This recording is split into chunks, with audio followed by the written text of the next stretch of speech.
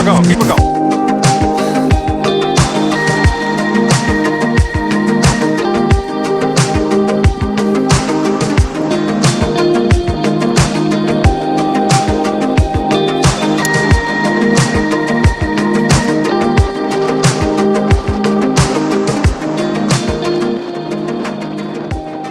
Okay, take one.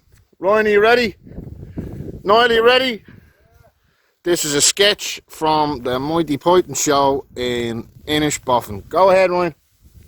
Your mother was a hamster and your father smelt of elderberries. Now go away before I taunt you a second time. Go on, lad. I have Rice Krispies. We have those in here too. I'll blow you away. You cannot blow me anywhere. I have got the high ground, sir. Now be gone with you. Yeah, Dorothy.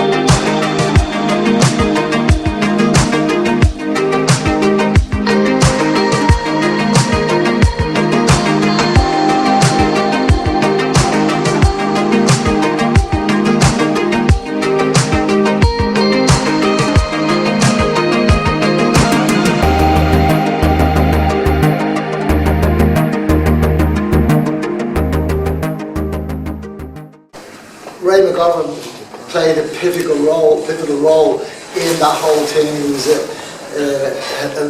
a character, to say the least. I've worked with that project for the last 14 years, and he passed away controversially, as he led his life controversially, so we were thinking maybe to market in some way. So we're just going to unveil this portrait that Noel did, and then we're going to ask Jimmy to step in there. Okay, so do you want to say just a few short words, and then we'll do that? Well, Ray kind of was a person that impressed me with his intelligence over the short time that I knew him, you know, for the 3 years and that, and he had a great mind, and he was a great excitement about everything he took part in and got involved in, and he had that infectious nature about him. He was a very sincere man, and he made a great impression on me. So, and he was always supportive of what I was doing as an artist. Dennis Kagan introduced Ray to us 13 years ago, so it's his fault. So I'm going to ask Dennis to just unveil this. Thanks, Dennis. So put your hands together.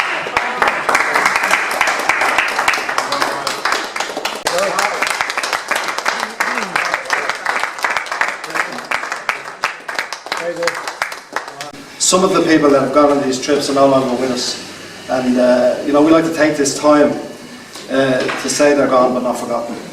And others come to mind, and there may be more, but others come to mind, including Ray, was Jerry Herbert last year, and just the scene of Jerry whizzing around in his wheelchair, his remote wheelchair, and nearly knocking everybody down, and just the excitement of him being here was just amazing.